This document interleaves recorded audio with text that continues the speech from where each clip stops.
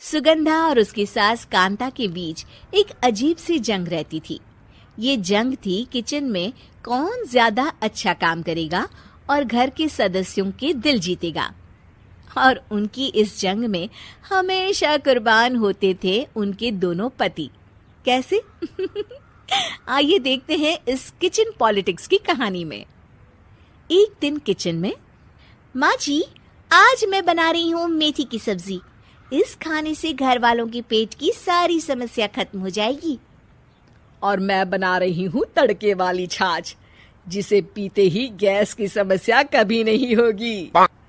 दोनों अपने अपने खाने को लेकर टेबल पर पहुंच जाती हैं। तभी सुगंधा के ससुर उसकी बनाई सब्जी की तारीफ कर देते हैं। अरे वाह, मेथी की सब्जी भी बनी है, बड़ी ही स्वादिष्ट है। वाह बहू वाह। अरे बहू, लेकिन इसमें इतनी सारी मेथी बर्बाद करने की क्या जरूरत थी? देखिए माँ जी, ये तो वो मेथी है जो आप रात में भिगोकर सुबह उसका पानी पीती हैं, और जो मेथी फेंक देती हैं उसी से मैंने ये सब्जी बनाई है।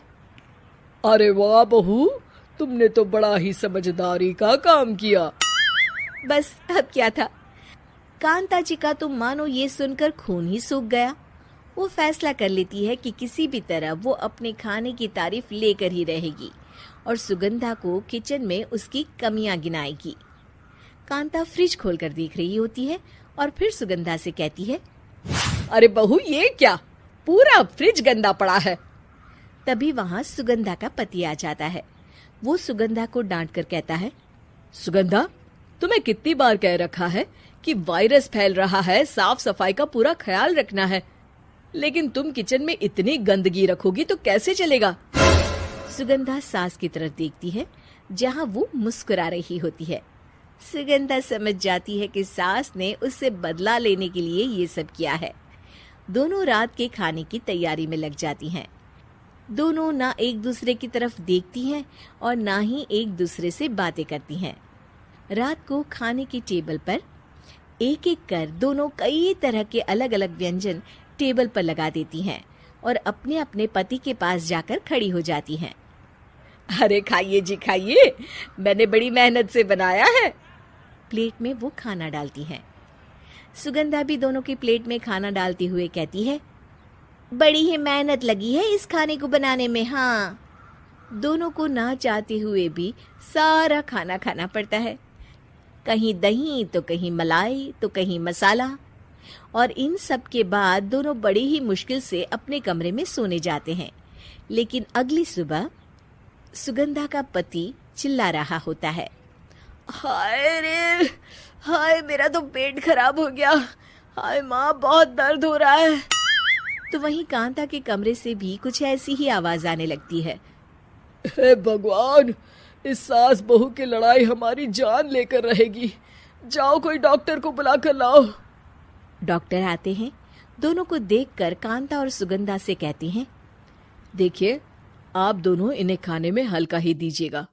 हो सके तो रात का खाना जल्दी खाया करे और वॉक किया करे। इतना कहकर डॉक्टर वहां से चले जाते हैं। जिसके बाद एक बार फिर से दोनों बहुएं किचन में जाती हैं और खाना बनाने में लग जाती हैं। रात में खाने के टेबल पर दोनों एक बार फिर से खाना लगाने लगती है। पापा जी, मैंने ये पतली मूंग की दाल की खिचड़ी के साथ ये पापड़ और पुदीने की चटनी भी बनाई है। अरे बहू, अभी अभी बेचारे पेट की बीमारी से गुजरे हैं, इतना भारी खाना तो डॉक्टर ने भी मना किया है ना। देखिए, मैंने आप दोनों के लिए सूप बनाया है। और दोनों उन लोगों की प्लेट में खाना डालने लगती हैं। तभी दोनों एक साथ बोल पड़ते हैं, बस करो, हमें माफ करो, हमें नहीं खाना इस घर में ना खिचड़ी और ना ही सूप। हम इंसान हैं, एक वक्त में एक ही खाना खा सकते हैं। बस करो, हमें माफ करो, हमें नहीं खाना इस घर में ना खिचड़ी और ना ही सूप। हम इंसान हैं, एक वक्त में एक ही खाना खा सकते हैं। इतना कहकर वो दोनों वहां से चले जाते हैं। कहानी का अंत। आप लोग उम्मीद कर रहे होंगे कि अंत में सब ठीक हो जाएगा। नहीं जनाब, अगर सास बहू के बीच सब ठीक हो जाए तो आप ये सीरीज देखे ही क्यों? तो मजा लीजिए इस चैनल में सास बहू से जुड़ी कहानियों का, क्योंकि ये ऐसा रिश्ता है जिसकी मिठास उसकी खटास में हमेशा ज्यादा ही रहती है।